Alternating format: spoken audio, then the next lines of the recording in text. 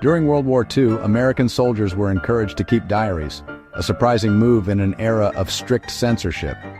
Commanders knew that writing was a lifeline, a way for soldiers to hold on to their identities amid chaos. These diaries weren't for public eyes, they were private sanctuaries for fear, hope, and daily reality, far from official reports.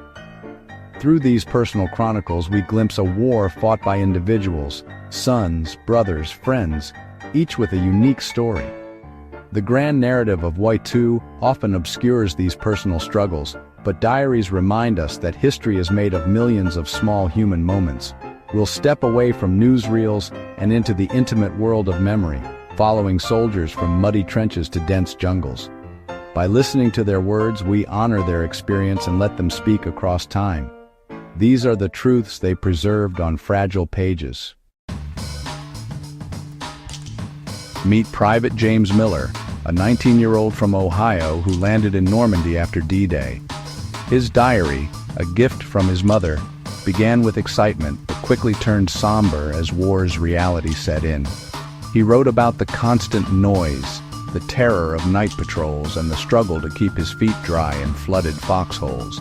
One entry describes an elderly French woman offering his platoon a single apple, a gesture that moved hardened soldiers to tears. "It wasn't the apple," he wrote. "It was knowing something good was still left in the world."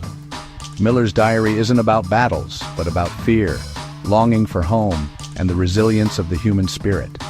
His brief, honest entries reveal a boy's journey into manhood under brutal conditions. These words remind us that WWII soldiers were not just fighters, they were young men trying to make sense of a world turned upside down.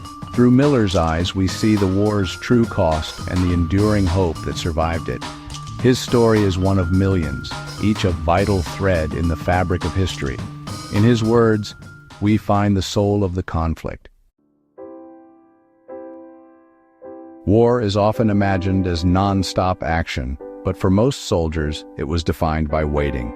Endless hours of boredom and anxiety.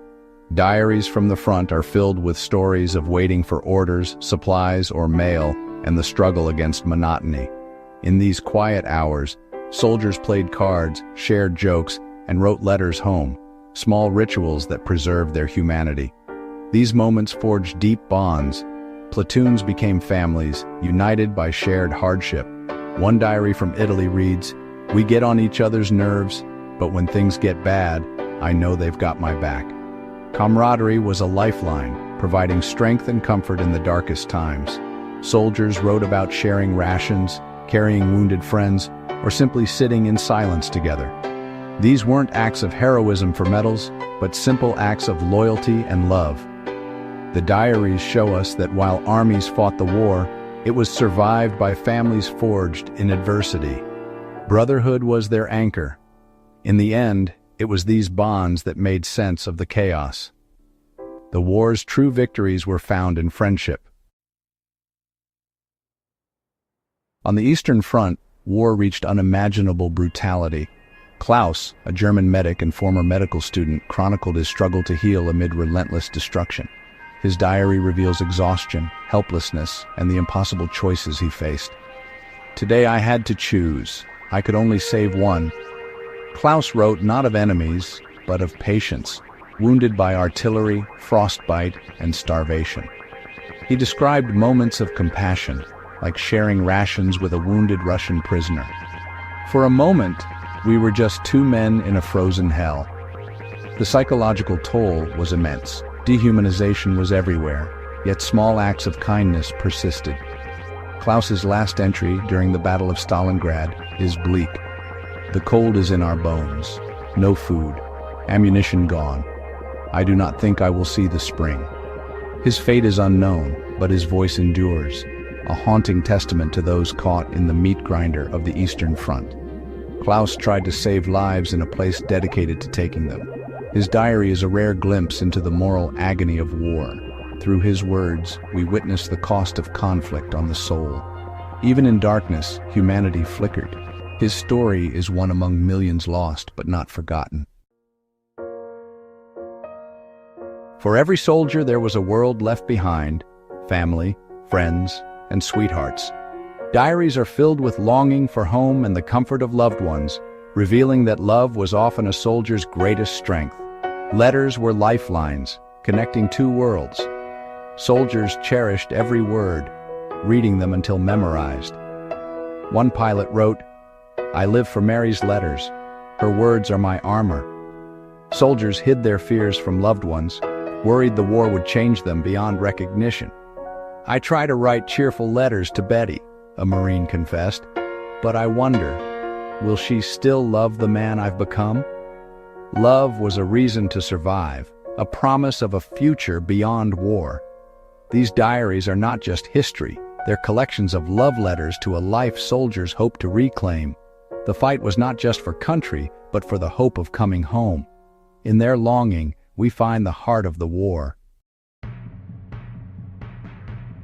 The Pacific War was a battle against the environment as much as the enemy. Diaries from Marines like Leo on Guadalcanal describe suffocating heat, relentless jungle, and the constant threat of disease.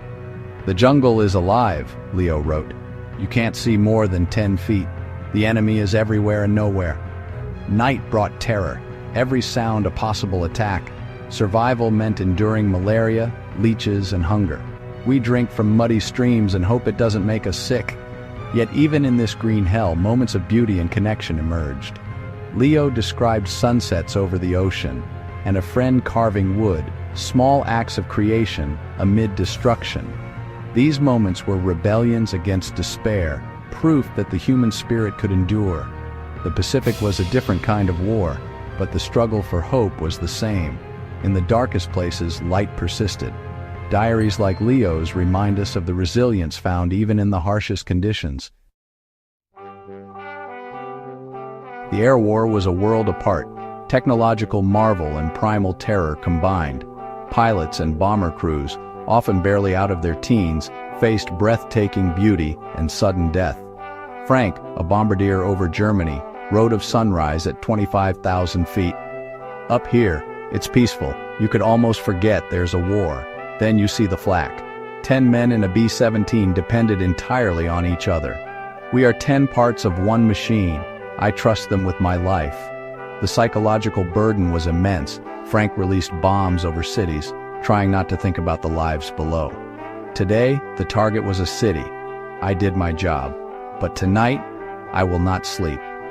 These diaries reveal the complex moral world of the air war.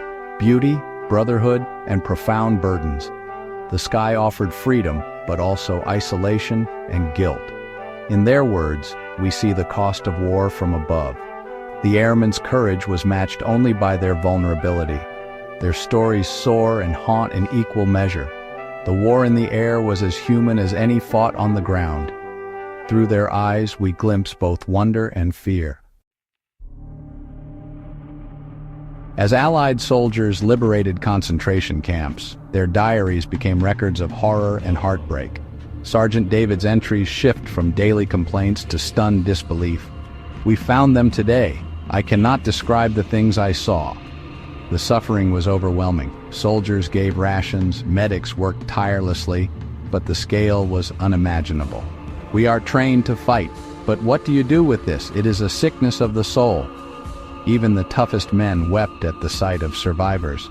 Yet, amidst the darkness, hope flickered. David described survivors singing, a fragile sound, but a sound of life and defiance. After everything they are singing, it means they have survived. Hitler did not win. The war's end brought relief, but also a heavy reckoning with humanity's capacity for evil and resilience. These diaries bear witness to both the depths and heights of the human spirit.